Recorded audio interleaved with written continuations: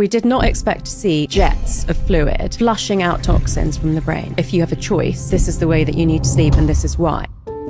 You're a neuroscientist. There's a lot of people who have dysfunctional sleep. We live in a world where it's increasingly difficult to have great sleep.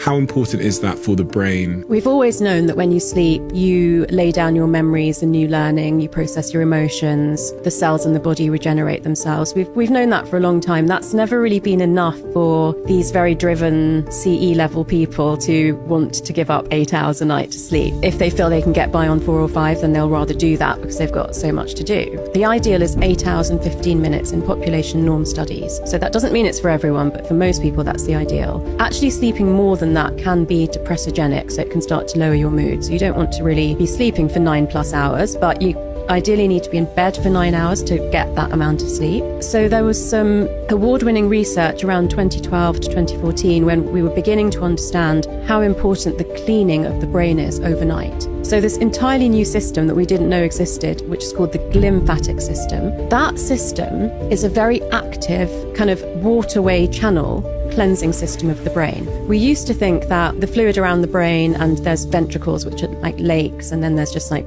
trickling areas that sort of passively drip through the brain overnight. We did not expect to see like jets of fluid flushing out toxins from the brain. So the exact things that we see in the pathology of dementing diseases like Alzheimer's and Parkinson's, like tau proteins, amyloid plaques, and neurofibrillary tangles. How do you say that in English? Those things are being flushed out of the brain very actively overnight.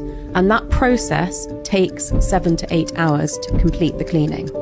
That's why you need to be in bed for 8 to 9 hours. So it takes 7 or 8 hours of restorative sleep, or just being in bed? Just sleep, not in bed. If you're in bed awake, you're not asleep. You have to be asleep. Just taking 7 or 8 hours to flush this stuff out of your brain. So one of the things I do say to people who don't sleep well is, if you find yourself awake at night and you're not lying on your side, turn yourself onto your side, because that's the best position for this cleansing process.